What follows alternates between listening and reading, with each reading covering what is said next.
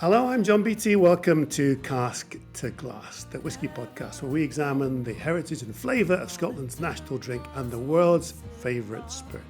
Today we talk to Annabel Thomas, the founder of the Nc'Nean Distillery, overlooking the Sound of Mull.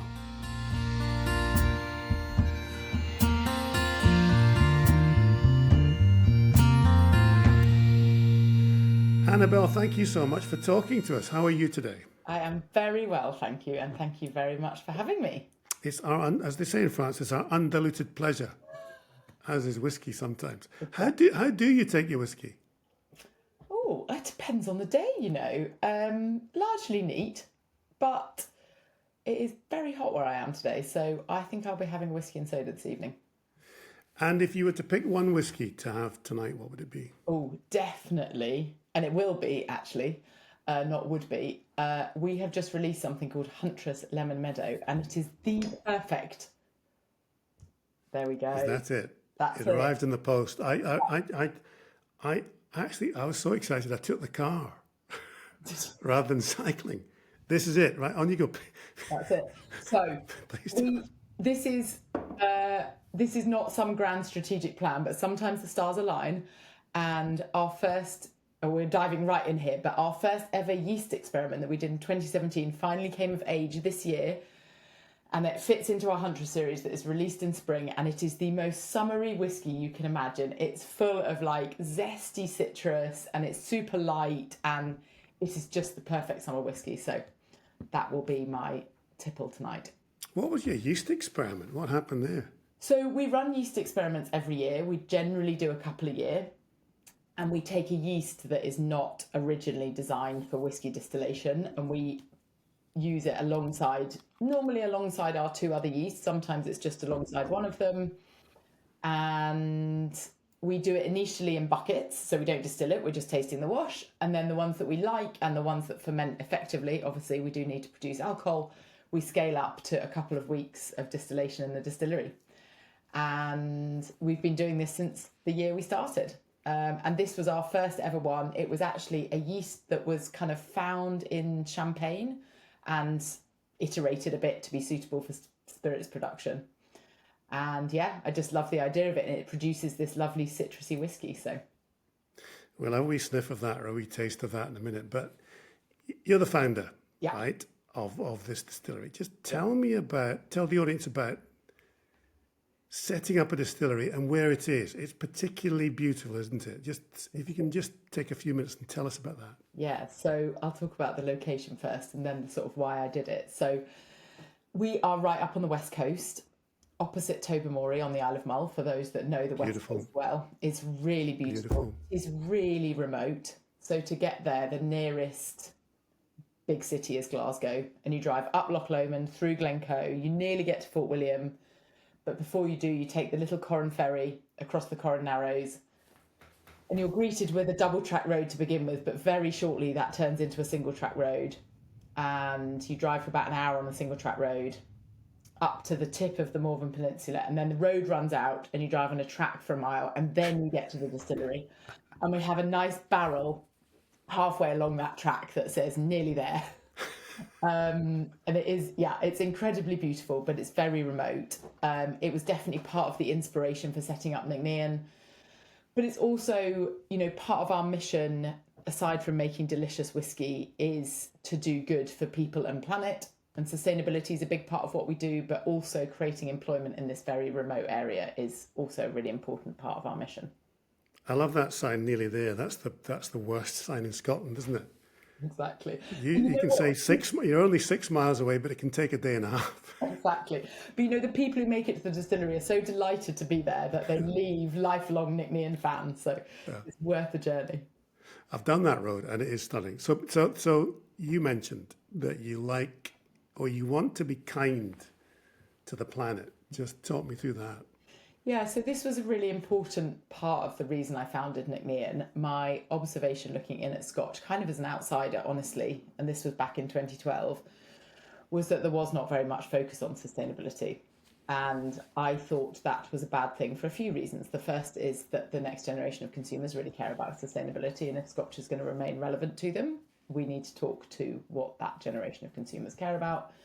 The second is that it is an energy, agriculture, water intensive industry in what is a beautiful country with abundant natural resources. And I think it's really important, just from a moral and logical point of view, that we care for those resources. And I guess I also wanted to do something that could lead the way in Scotch and show that there is a better way, and hopefully encourage the rest of the industry to do better. So that has been one of our founding principles from the beginning, and we do lots of things on this, but some of the most important things are: we operate the distillery on 100% renewable energy. We're the only 100% organic distillery in Scotland. Our bottles are made from 100% recycled clear glass.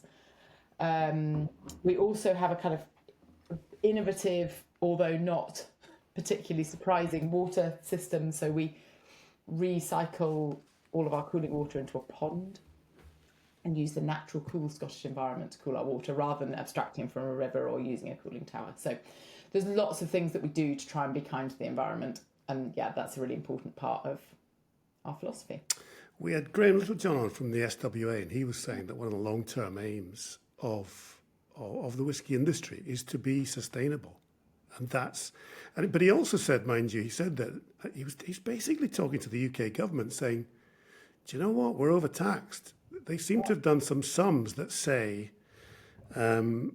effectively, if you've increased the tax on whiskey, it doesn't really generate an increase in tax take. And their prediction would be, if you decrease the tax, you'd sell more whiskey, people would consume it responsibly, but there'd be more of a tax take. Do you buy into that?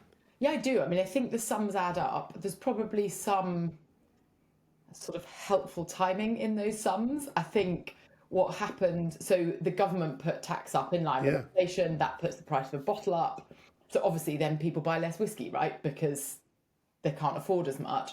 I think that also happened at a time when interest rates went up and generally consumers were feeling the pinch. So probably whiskey was coming down anyway. Might not have just been caused by the duty going up, but it's a helpful line to take.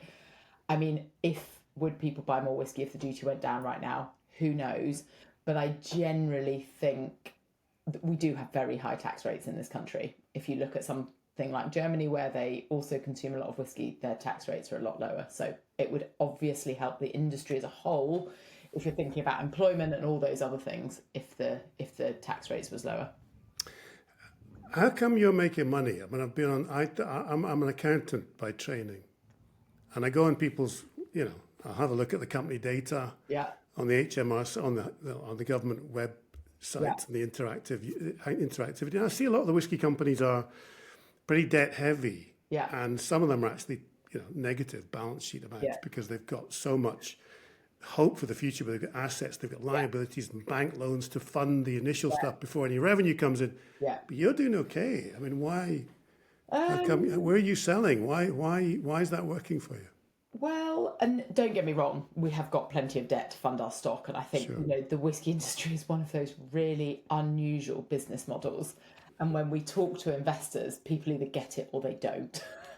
Some people look at our balance sheet and are just completely either confused or baffled or horrified. I think, so where are we selling? We are selling, our biggest three markets are UK, Germany and the US, and France is our fourth. That's quite small at the moment. We're hoping that will grow soon. I think we've got a very unique proposition. We have had some luck in there as well. You always need a bit of luck in a new business. We've done very well in Germany, for example, because Arte, who are the kind of German-French equivalent of the BBC, made a documentary on us that did very well. And did they now? Lots of engagement. But again, I think that, ultimately the reason they chose to make the documentary is because we've got an interesting story and they wanted to showcase it. So I think we stand out from the rest of the crowd, and I think that was intentional on my part. I didn't want to make a whiskey that was traditional and like all the others, because I think there's loads of amazing whiskies already in Scotland that are doing that. I wanted to make a whiskey that did something different and attracted a new crowd and could tell a different story, and I think that's where I saw the opportunity and the need. How are you going in the American market? Everybody else says we're hoping that India becomes big, we're hoping that China gets bigger.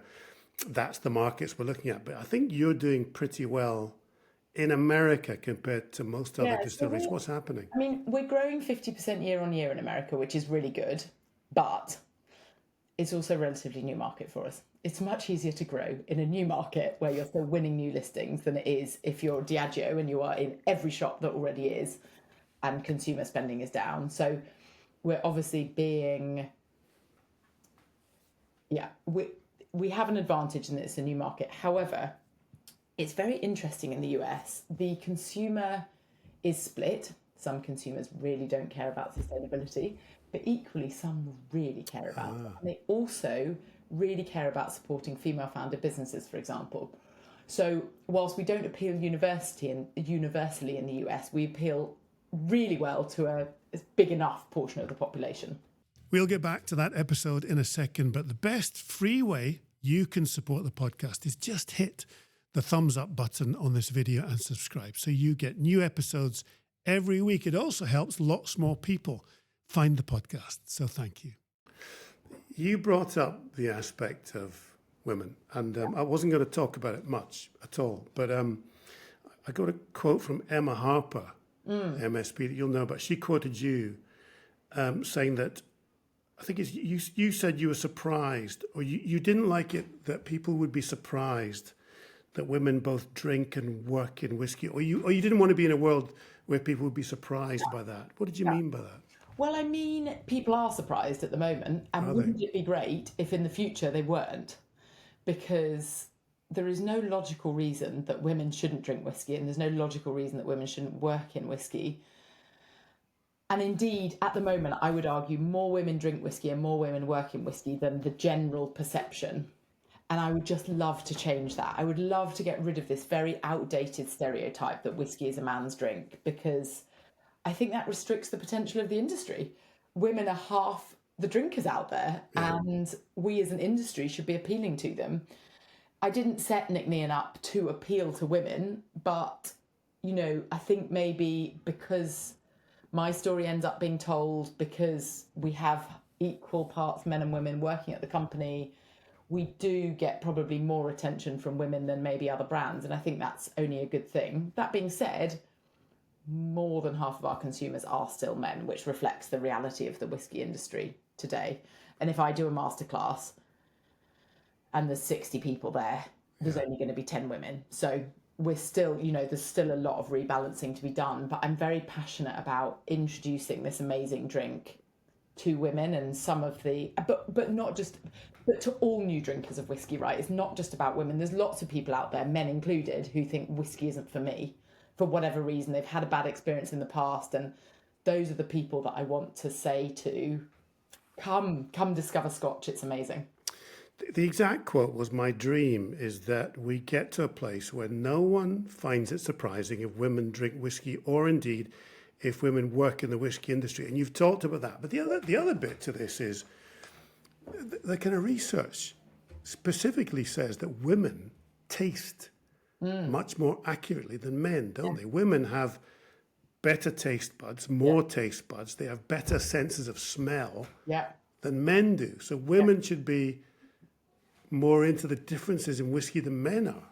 Absolutely. And if you look at the industry and who the blenders are in some of the biggest and the smallest companies, they're often women. But again, that's kind of overlooked and often forgotten about. But it is actually the reality of the way the industry is already operating. So yeah, it's already there. But what I'm also finding is that I am constantly meeting people who love whiskey who I don't expect to. So they're out there. It's just almost the public perception hasn't yet caught up.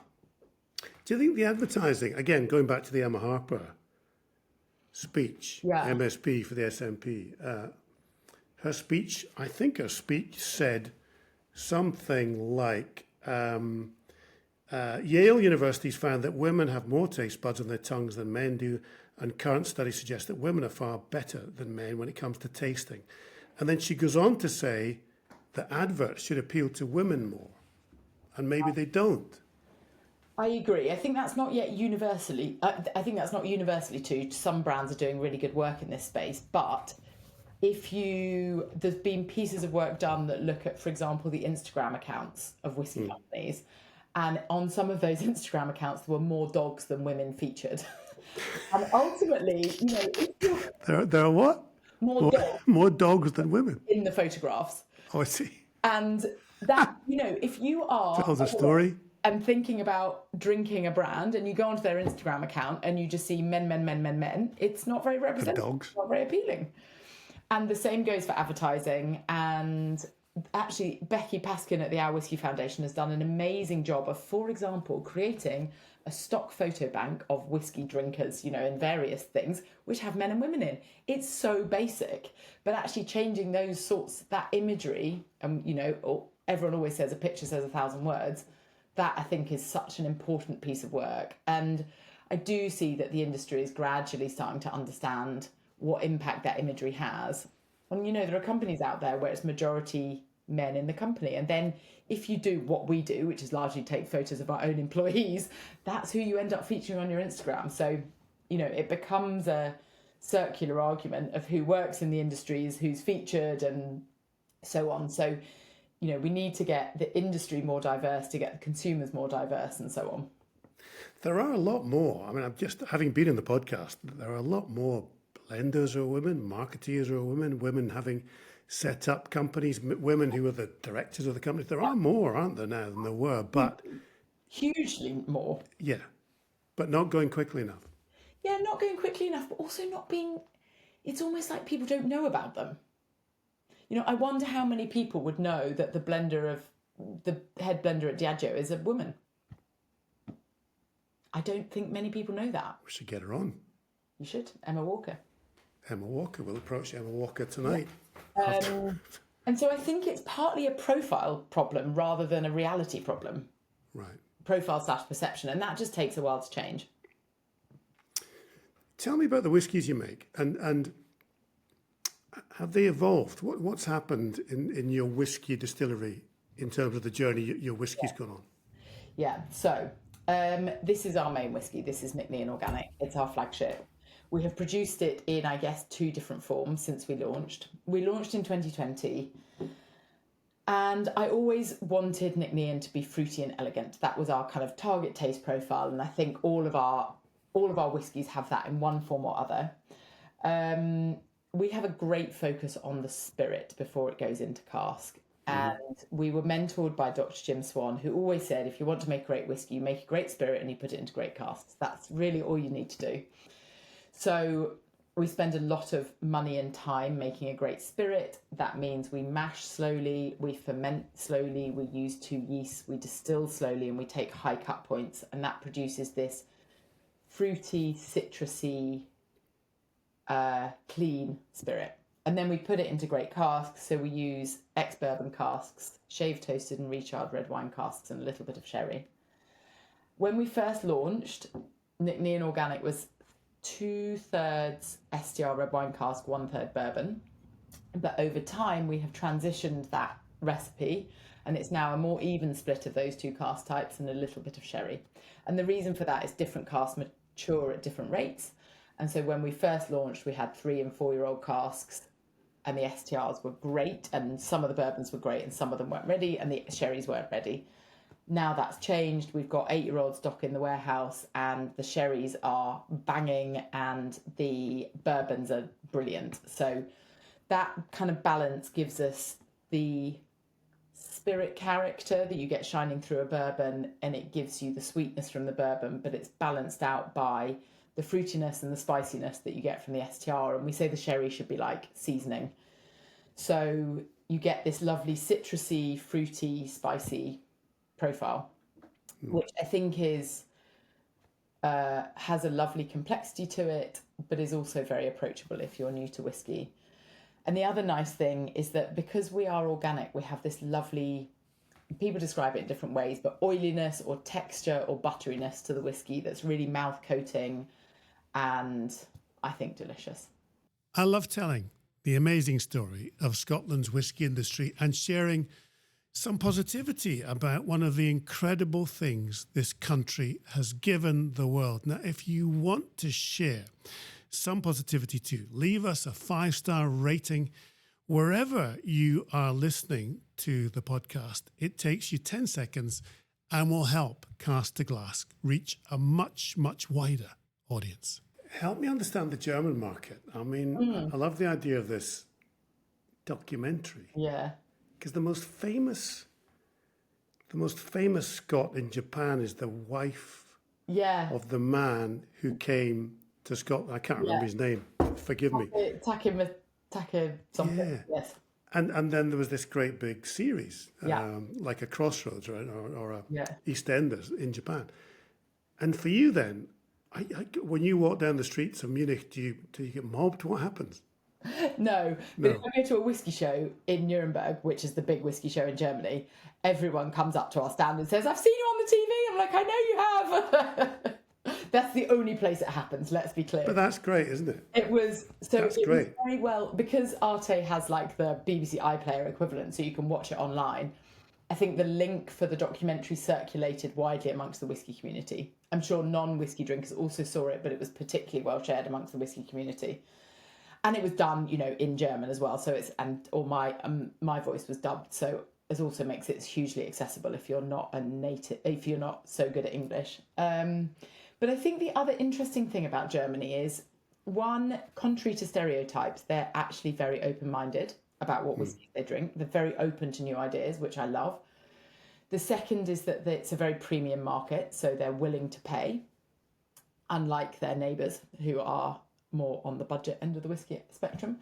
And the third thing, as one German explained to me, they have had 20 years of Angela Merkel telling them how important sustainability is. And so they also feel that sustainability is hugely important and therefore really buy into that part of our mission. That sustainability thing is a selling point, isn't it? I mean, it's a great thing, it's a good thing, and Scotch whisky wants to be good to the world. Yeah. But it becomes a selling point too, doesn't it? Yeah, if you market it properly, that's a way of selling whisky. Yeah, exactly. And it's a really positive story to be able to tell. And I think, the whiskey market is crowded. We make great whiskey. And so sometimes we can sell it by letting people taste it, but you can't let everyone in the world taste it. So you've got to have something else as well. And we know from when we have talked to our consumers and said, "How did you discover us?" that they've either tasted us somewhere like in a bar or a show, they've seen the pretty bottle on the shelf and bought it, or they've read about our story and our mission and really loved it and so bought us as a result. So, I think in a competitive market, you've got to get people through the door in whatever way you can. Yeah, I'm just curious as well. I mean, pretty much all of our distilleries are in lovely places, aren't they? I mean, many of them are. Many, you can, even driving along the A9, having a look down at some of the distilleries, one at Newton Moor or going up the Spey Valley, it's extraordinary. But when you go to your distillery, that must be fantastic. And do you drive all the way? What happens? Do you drive from Glasgow? I generally get the train to Glasgow and then pick up a car there. Right. Which last week was not good, because I spent 12 hours getting from Glasgow to London. It should have been a 4.5 hour journey. On a train. 5:30 in the morning. So it's not always a smooth journey. But yeah, the drive is about 3.5 hours from Glasgow. And it is a beautiful place. But I think unlike other distilleries, we don't get the tourist income that others do. So I guess that's a disadvantage in terms of our business model, that we're not, there's some distilleries making millions and millions a year just on tourist income, which we obviously don't get. But that's okay, because I think the people who do come to the distillery feel it's a very, very special experience, and we make people feel very welcome just because they've made the effort to drive for an hour down a single track road to get to us. Past your sign that says nearly there. Exactly. But the other, again, Graham Littlejohn from the SWA was saying one of the asks they're going to have of the UK government and Scottish governments is better infrastructure. So if you had better infrastructure and better roads, more people would come. Yep. And that is really important for us. And I think there's a couple of things there. The roads do put people off, and any German visitors we get, of which there are a lot, because Germans really love coming on holiday to Scotland, understandably, all of them get to the distillery and they say, "Annabel, in Germany we would not have roads like this."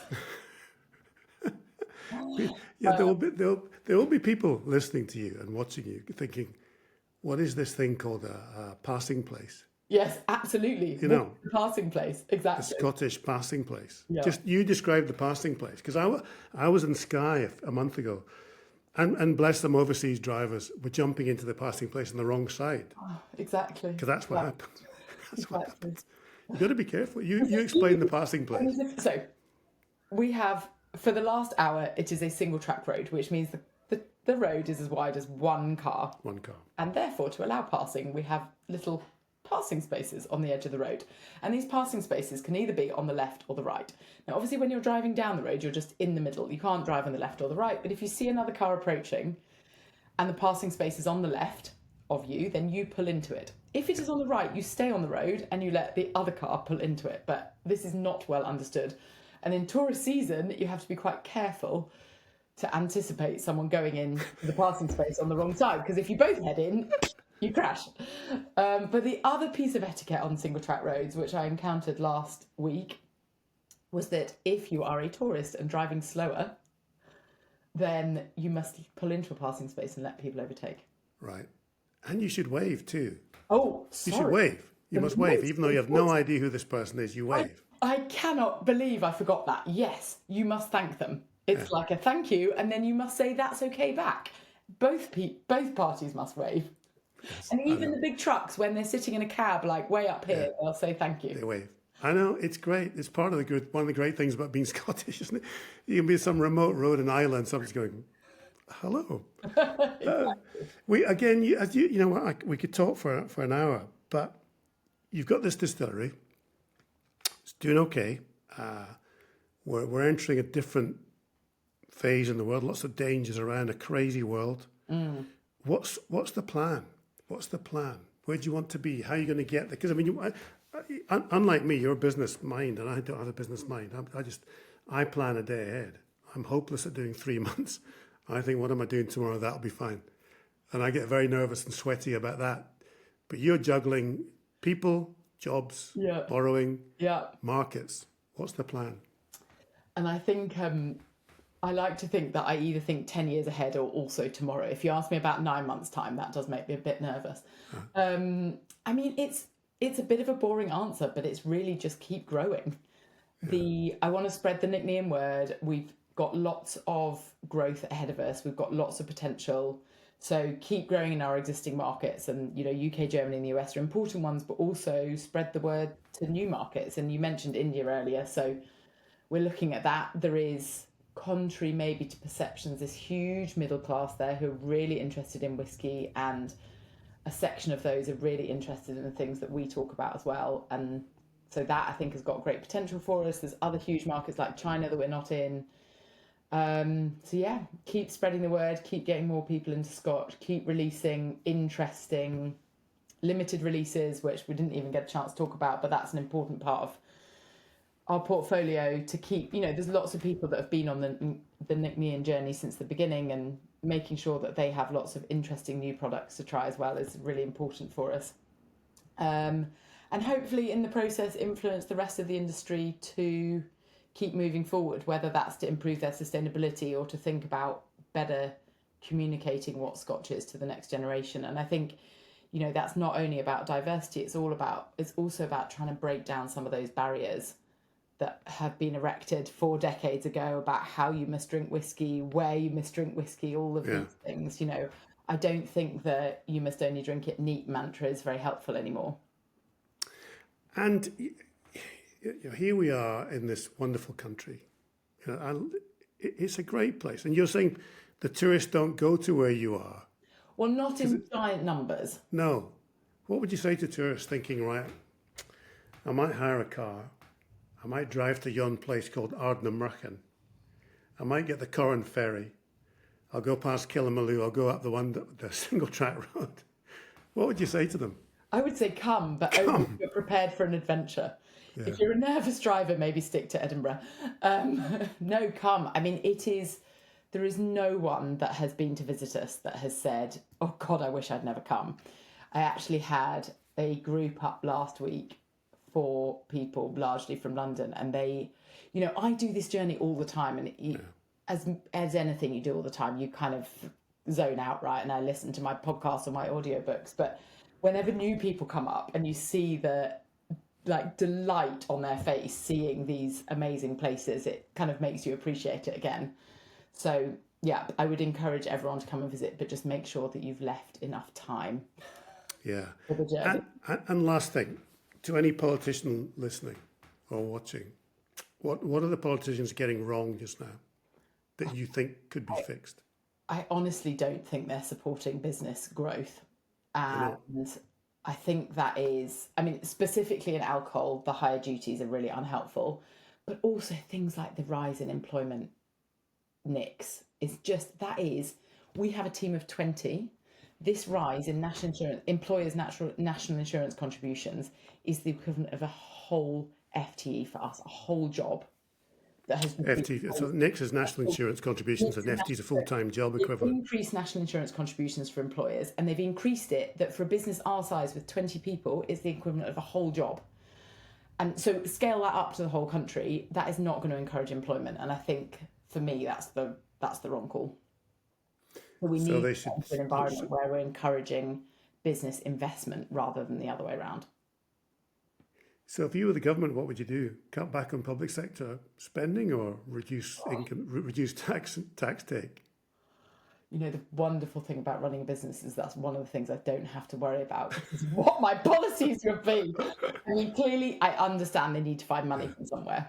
Yeah. Whether that is reduce taxes to encourage growth or just tax a different part of the population, I wouldn't like to say. Thankfully, I don't have to make that decision. I've got other things to worry about. Thank you for talking to me. You've been pretty straight on, you know, the industry needs to cater for more women. Yeah. It should be trying to attract more women to work in it, more women to taste it. You've got a product that you're proud of that's sustainable. Does it all take a personal toll on you? I've never asked, is it hard to run a whiskey company? Yes. Yes, it is. I wouldn't necessarily recommend it. I think, you know, in the good times, it's great. It's also a lot better than being a consultant that I was before. It's a super fun industry. You get to have a tangible, amazing product that you can share in wonderful circumstances. The industry is amazing. The drinkers are amazing. But I think in particular, trying to start a new distillery, which requires a lot of capital, it requires long-term thinking, it requires keeping your investors engaged over like 2 decades. Yeah. And dealing with the short-term issues and the long-term planning, it's quite stressful. You've really got to believe, you've got to know why you're doing it and believe in it. I think that's true for any new business though, not just whiskey. Annabel, thank you so much for talking to me. Thanks for having me. Really appreciate it. Thank you. And we'd love to come up and see the place one day. Exactly. We're Take going to that trip. We are going to make that happen. Go past the sign that says not much. What is it? Nearly there. Nearly there. 10 miles to go. Exactly. No, by that point, you've only got about 600 yards to go. So it really is nearly there. Thank you. Thank you. We're never going home. We're never going home. Can we stay with you in Scotland for the rest of our lives?